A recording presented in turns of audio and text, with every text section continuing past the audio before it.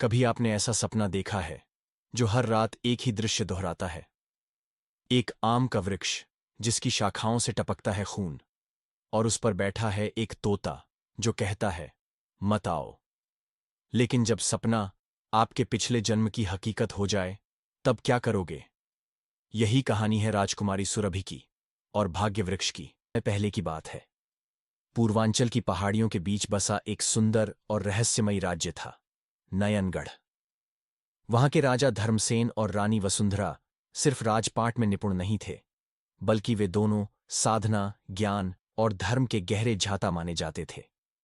उनके राज्य में हरियाली, संगीत और वेदों की ध्वनि बहती थी। वे दोनों वर्षों तक संतान के लिए तपस्या करते रहे। अंततः एक पूर्णिमा की रात, जब आकाश चांदनी से भर गया और हवाओं में कोई मधुर संगीत बहने लगा, तब राजमहल में एक कन्या का जन्म हुआ। उसका नाम रखा गया सुरभि। जन्म लेते ही चारों ओर अद्भुत प्रकाश फैल गया। तभी राजमहल के द्वार पर एक वृद्धा पहुंची, तपस्विनी अरुंधति। उसने राजा से कहा, यह बालिका साधारण नहीं है, यह भाग्य वृक्ष की आत्मा से जुड़ी है। इसका जीवन केवल राज सुख के लिए नहीं, बल्कि एक अद्भुत श्राप को तोड़ने और कई जन्मों के प्रेम की डोर को पूर्णता देने के लिए है। राजा और रानी चकित तो हुए, पर उन्होंने सुरभि का पालन पोषण केवल एक राजकुमारी की तरह नहीं, बल्कि एक साध्वी, एक ज्ञानी आत्मा के रूप में किया। सुरभि बचपन से ही दूसरों से अलग थी। जब बच्चे खेलते, वह अकेली बगीचे में पक्षियों की आवाजें सुनती, फूलों से बातें करती। लेकिन एक बात थी जो उसे बार बार विचलित करती थी। उसे हर रात एक ही सपना आता। वह देखती एक विशाल आम का वृक्ष जिसकी शाखाएं लाल लहू से सनी हैं, और उस पर बैठा है एक तोता। वह तोता कभी बोलता, कभी बस देखता। जब बोलता तो कहता, मत आओ, समय अभी नहीं हुआ, और फिर उसका स्वर धीरे धीरे लुप्त हो जाता। वह इस सपने को किसी को नहीं बताती, पर मन बेचैन रहता। एक दिन रानी वसुंधरा ने सुरभि को महल की पुरानी लाइब्रेरी में ले जाकर एक विशेष ग्रंथ सौंपा, श्रापित आत्माओं और भाग्य वृक्ष की कथा। इस ग्रंथ में लिखा था कि एक ऐसा वृक्ष है जो 100 वर्षों में केवल एक बार फल देता है, एक आम। लेकिन उस आम की रक्षा करता है एक श्रापित तोता। जो कोई उस आम को खाता है, उसे अपने पिछले जन्मों की स्मृति लौट आती है, और वह आत्मा अपने प्रेम, अपने दोष और अपने अधूरे कर्मों का साक्षात्कार करती है। परंतु इसके साथ ही उसे आत्मा की परीक्षा भी देनी होती है, क्योंकि यह आम केवल उन्हें मिलता है जो स्वयं के भीतर झांकने का साहस रखते हैं। सुरभि का मन बेचैन हो गया। उसे अपने सपने की सच्चाई अब स्पष्ट लगने लगी थी। जब सुरभि 17 वर्ष की हुई, तब राज्य के कई बड़े राजाओं के पुत्र उससे विवाह की इच्छा लेकर आए, पर सुरभि ने सभी प्रस्तावों को मना कर दिया। राजा धर्मसेन को चिंता होने लगी। एक दिन उन्होंने क्रोध में पूछा, तुम्हारा मन आखिर क्या चाहता है सुरभि?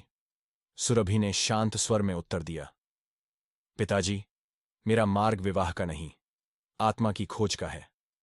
मुझे बार बार जो सपना आता है, वह मुझे बुला रहा है। मैं भाग्य वृक्ष की ओर जाना चाहती हूं। राजा क्रोधित हुए, रानी चिंतित हो गईं, लेकिन सुरभि का निर्णय अडिग था। पूर्णिमा की एक रात, जब सब सो रहे थे, सुरभि अपनी सखी मालविका के साथ चुपचाप महल से निकल पड़ी। वे दोनों चल पड़ी, नयनगढ़ से दूर, पूर्वी जंगलों की ओर, जहां कहा जाता था कि भाग्य वृक्ष स्थित है। यह कोई साधारण वन नहीं था। इसके 3 रहस्यमयी द्वार थे। जलकुंड, जहां तुम्हारे भीतर के डर सामने आते हैं। श्वेत मृग, जो भ्रम की परीक्षा लेता है। अंत पथ, जहां तुम्हें अपना अहम छोड़ना होता है। परीक्षाएं पार की। जलकुंड में उसने अपने माता पिता को दुख में देखा, पर रुकी नहीं। श्वेत मृग ने उसे भटकाया, भूखा रखा, पर वह अडिग रही। अंत पथ में उसने अपना नाम, पहचान और सारे स्मरण त्याग दिए, और तब वह पहुंची भाग्य वृक्ष के सामने। यह वृक्ष कोई सामान्य वृक्ष नहीं था। उसकी शाखाओं पर हल्का सुनहरा प्रकाश था, पर उसकी जड़ें लाल थीं। वृक्ष पर बैठा तोता अब सपना नहीं, सच्चाई था। उसकी आंखों में आंसू थे। तोते ने कहा, तुम आ ही गईं। मैंने कहा था, मत आओ, लेकिन शायद यह होना ही था। सुरभि ने कहा, यदि यह मेरे पिछले जन्मों की गाथा है, तो मुझे उसे जानना होगा। मैं उस आम को चखूंगी। उसने आम को तोड़ा और पहला टुकड़ा खाया। अचानक सब कुछ घूम गया। वह अब एक किसान लड़की थी।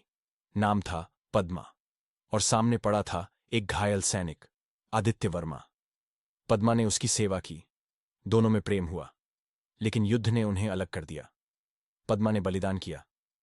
दूसरे जन्म में वह एक तपस्विनी थी और आदित्य एक युवा ब्रह्मचारी। दोनों में आत्मिक जुड़ाव हुआ, पर उनका अहंकार उनके बीच आ गया। तीसरे जन्म में वह एक अप्सरा थी, वह एक गंधर्व। उनका प्रेम देवताओं के नियमों के विरुद्ध था और उन्हें पृथ्वी पर दंड स्वरूप जन्म दिया गया। हर जन्म अधूरा रहा, हर जन्म में एक सीख थी, और अंततः अब बोला, तुमने मुझे पहचान लिया। मैं वही हूं, आदित्य वर्मा। मैं वह आत्मा हूं जिसने तुम्हारा प्रेम नहीं समझा। मैंने तुम्हें चोट दी, श्रापित किया और स्वयं को भी बंधन में डाल दिया। अब एक अंतिम परीक्षा है। इस आम को अग्नि में डालो और स्वयं प्रवेश करो। यदि प्रेम सच्चा होगा तो अग्नि तुम्हें नहीं जलाएगी, अगर नहीं तो सब समाप्त। सुरभि ने आम को अग्नि में डाला और स्वयं अग्नि में उतर गई, लेकिन अग्नि ने उसे नहीं जलाया। उसमें से एक तेज प्रकाश निकला और उसमें प्रकट हुआ आदित्य वर्मा, पूर्ण, निर्मल और मुक्त। इसके बाद सुरभि ने पुनर्जन्म लिया, एक किसान परिवार में। उसे धीरे धीरे अपने पिछले जन्मों की याद आने लगी। वह प्रेम, त्याग और आत्मज्ञान का संदेश लेकर लोगों के बीच जाती रही। भाग्यवृक्ष के पास उसने एक गुरुकुल की स्थापना की, जहां लोग प्रेम और आत्मा का वास्तविक अर्थ जानने आते थे। एक वृद्ध मालविका एक बालक को भाग्यवृक्ष का आम देती है। वह बालक मुस्कुराता है और कहता है, अब मैं जानता हूं, प्रेम कोई मार्ग नहीं, प्रेम ही मंजिल है। भाग्यवृक्ष अब समय से परे हो गया है। उसके नीचे केवल शांति है और आत्मा की परम